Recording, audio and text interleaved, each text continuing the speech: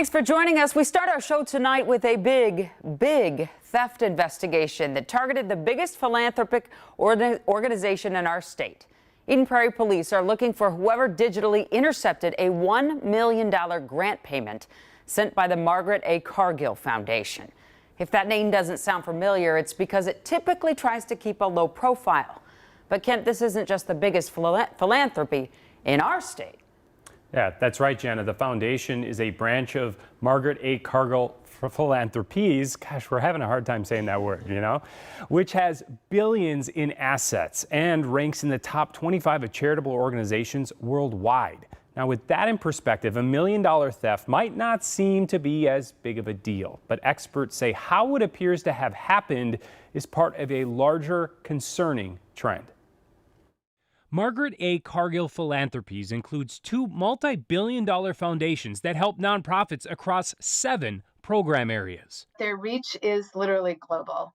So they do incredible work in this community by supporting nonprofit organizations throughout the state of Minnesota. They also do funding in all across the nation and in many areas across the globe. But according to a search warrant filed by Eden Prairie Police, $1 million the foundation thought it sent to a grantee in Alaska in June was never received. Instead, someone allegedly accessed an employee's email and login code for the online system and changed the bank account. And $1 million was gone in a matter of keystrokes. Sad to see, not surprised. This is something that I think is a new normal that we'll continue to see. Joel Barker is president and CEO of Brave North Technology, which provides cybersecurity support for local businesses and more than 100 nonprofits. And he says the attack fits a growing trend. It is, of course, a lot of money. So what is unique with them is they do give larger gifts. This kind of attack, though, where somebody would perhaps breach an account, that is a common occurrence.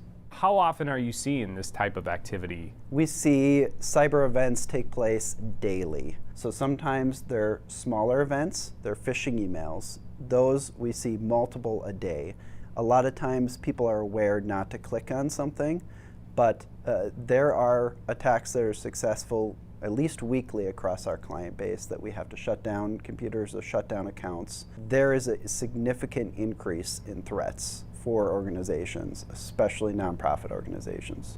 Is this sector as prepared as maybe others? I think the nonprofit sector is prepared. What keeps me up more at night is small business clients because they don't have as much of a structure and a board that's advising them to say, you really should be focusing on this. Regardless, he says everyone now has a million new reminders of why it's worth your attention. I would really encourage those organizations to at least put a plan in place to say, this is our timeline, this is a priority, prepare for some kind of event like this to occur, because it will happen to every organization at some point.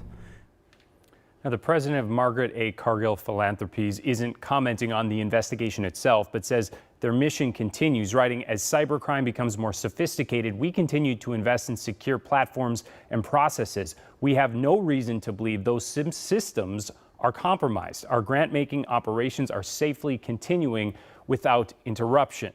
Meanwhile, Eden Prairie detectives have been busy tracking down the bank account where that money went. They allegedly used it to write more than $900,000 in cashier's checks, but detectives also linked that money to small purchases at McDonald's, Costco, a Panda Express. They're even looking to get surveillance video tied to a Starbucks order in the Dallas, Texas area, the suburbs of that area, Jana. So they're trying to maybe use some of these small purchases to net a big fish here. We'll see. Right, to get some camera footage from some of those places. So in essence, a lot of it, most of it probably went to cashier's checks that they got to keep the cash, but then they had a little fun at Starbucks and Costco.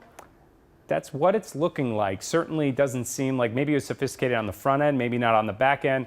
We'll see how this goes. And keep in mind, experts say this type of theft happens a whole lot more, but when you get this kind of money involved, there's a little more detective work and investigating going on. Wild. All right. Thanks so much, Kent.